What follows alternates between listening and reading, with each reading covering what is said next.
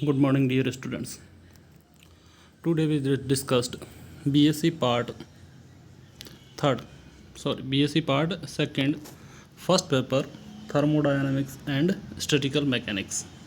उसका first unit की हम चर्चा कर रहे हैं, जिसमें हम निकाय के बारे में या सिस्टम्स के बारे में पढ़ेंगे, जिसमें सिस्टम्स के बीच में जो इंट्रैक्शंस होता है, अन्योन्य क्रियाएं होती है, उनके बारे में। तो फर्स्ट टॉपिक ले रहे हैं हम इंट्रैक्शन ऑफ माइक्रोस्कोपिक सिस्टम, स्थूल निकाय में अन्योन्य क्रिया। यहाँ हम निकाय की बात की जाए तो मेनली जो है निकाय उसको दो टाइप से बांट के रखा है। एक है जैसे स्थूल निकाय, दूसरा है सूक्ष्म निकाय।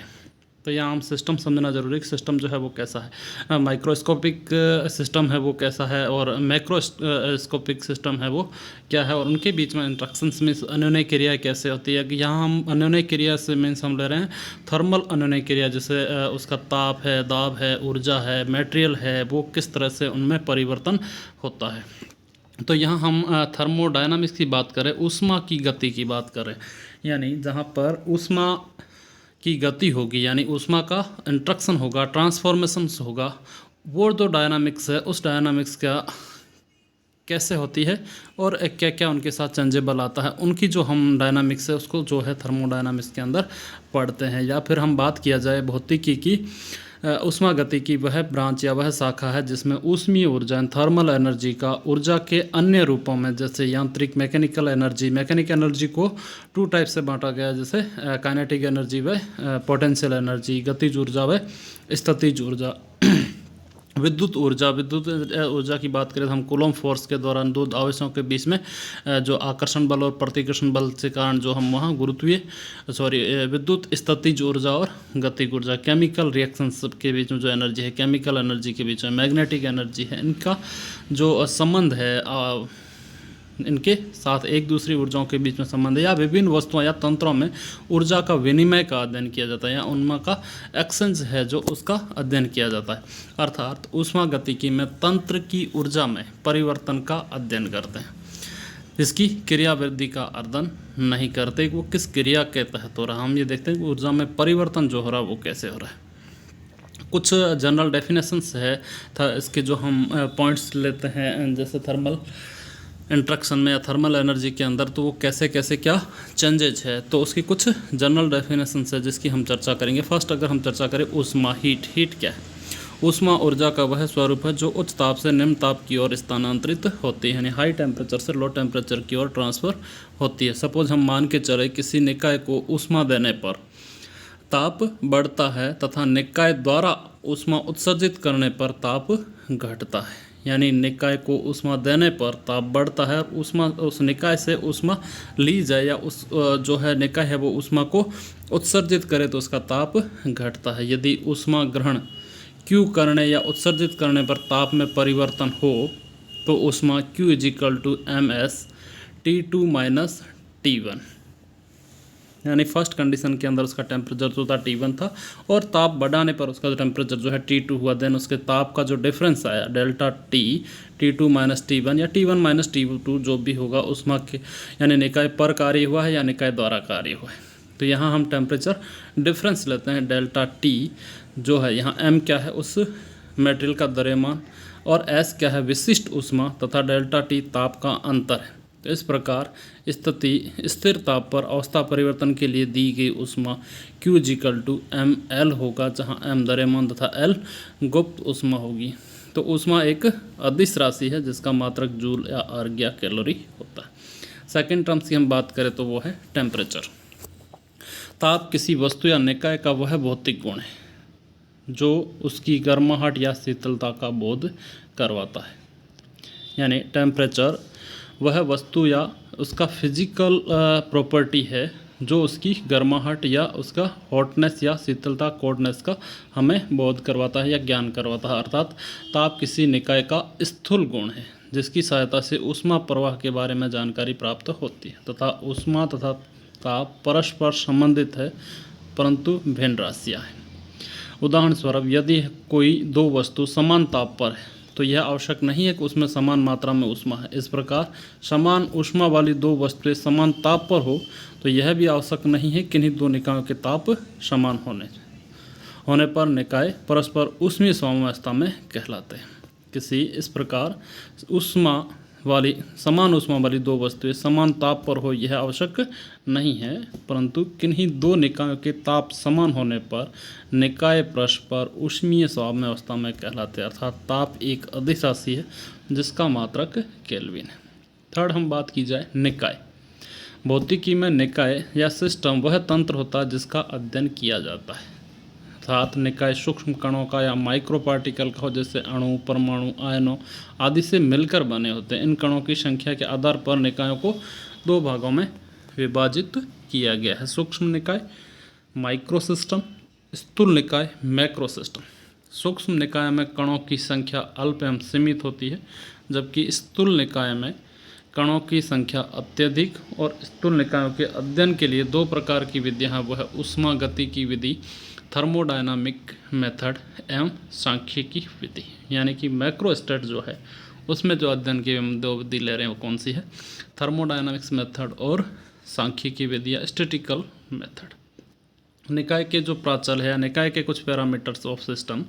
भौतिकी में निकाय का अध्ययन करते समय हम जिन भौतिक राशियों के बारे में विचार करते हैं उनकी जो भौतिक राशियां परिवर्तन होता है, जैसे आयतन, ताप, दाब, विद्युत ऊर्जा, चुंबकीय ऊर्जा एक्सेट्रा। दूसरा थर्मोडायनामिक सिस्टम क्या है, ऊष्मीय निकाय क्या है। तो ऊष्मागतिकी निकाय वह निकाय है जिसकी अवस्था को हम दाब P, आयतन को V, ताप को T, आंतरिक ऊर्जा को U के द्वारा व्यक्त किया जाए। तब ऊष्मागतिकी निकाय निम्न प्रकार के होते हैं, जो जैसे खुला निकाय यानी ओपन सिस्टम्स, वह निकाय जिसमें ऊर्जा एवं द्रव्य दोनों का आदान प्रदान होता है। नेक्स्ट बंद निकाय या क्लोज्ड सिस्टम, वह निकाय जिसमें केवल और केवल ऊर्जा का। थर्ड है विलगित निकाय या आइसोलेटेड सिस्टम, वह निकाय जिसमें न तो ऊर्जा और न ही द्रव्य का आदान प्रदान होता हो। इस निकाय में आंतरिक ऊर्जा में परिवर्तन शून्य होता है। तो इस तीनों जो सिस्टम्स है थर्मोडायनामिक सिस्टम्स के आधार पर हमने अगर मोटे तौर पर जो सिस्टम था या निकाय था भौतिकी में, वो दो प्रकार के लिए क्या हो गया, सूक्ष्म निकाय और स्थूल निकाय। फिर स्थूल निकाय में बहुत सारे अत्यधिक कण के कारण होता है, तो कणों के कारण हमने दो विधियां काम में ली, जो कौन सी है, ऊष्मागतिकी विधि और सांख्यिकी विधि। अगर हम ऊष्मागतिकी विधि काम में ले रहे हैं तो ऊष्मागतिकी का जो निकाय होगा वो उसके प्राचल या उनके पैरामीटर्स जो होंगे वो कौन कौन से होंगे, दाब, आयतन, ताप, आंतरिक ऊर्जा। तो इन चार पैरामीटर्स के आधार पर फिर उस निकाय जो है आधार पर हमने थर्मोडायनामिकल सिस्टम को तीन तरफ से बांट रखा या तीन तरह से बांट रखा। कौन सा हो गया, open system, close system and isolated system. Open system में क्या होगा, द्रव्य और मैटर दोनों ही का इंटरफेयर होगा, जबकि बंद निकाय में केवल और केवल ऊर्जा का आदान प्रदान होगा। तथा आइसोलेटेड सिस्टम के अंदर, विलगित निकाय के अंदर न तो ऊर्जा का आदान प्रदान होगा और न ही द्रव्य का आदान प्रदान होगा, अर्थात इसकी इंटरनल एनर्जी डेल्टा U शून्य होगी। इन तीनों सिस्टम के आधार पर हम इसको प्रक्रम या जो है सिस्टम्स या प्रोसेस बता रखा है। वो ऊष्मागतिकी में चार प्रक्रम होते हैं।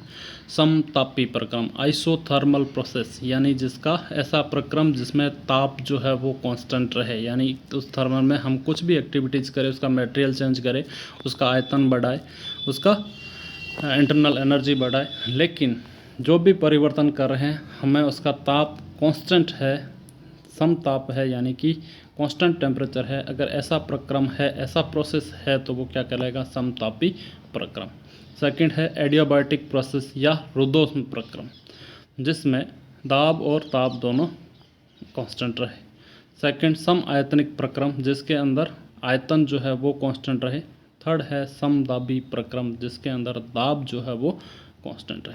इन चारों को हम एक आरेख के द्वारा कांस्टेंट को शो कर रखा है। जैसे सम आयतनिक हमने PV वक्र यानी प्रेशर और V यानी आयतन को बढ़ाते हैं, जैसे जैसे हम आयतन बढ़ाते हैं, और दाब कांस्टेंट रहता है। जैसे हमने टॉप पे सबसे पहले एरो का निशान दे रखा है, तो यहाँ हम कंटिन्यू अगर इसमें प्लस x एक्सिस के डायरेक्शन के अंदर मूव करते हैं तब उसमें दाब में कोई परिवर्तन नहीं होता, यानी दाब कांस्टेंट है। तो ये प्रक्रम क्या कहलाता है, समदाबी प्रक्रम, अर्थात PV not equal to constant.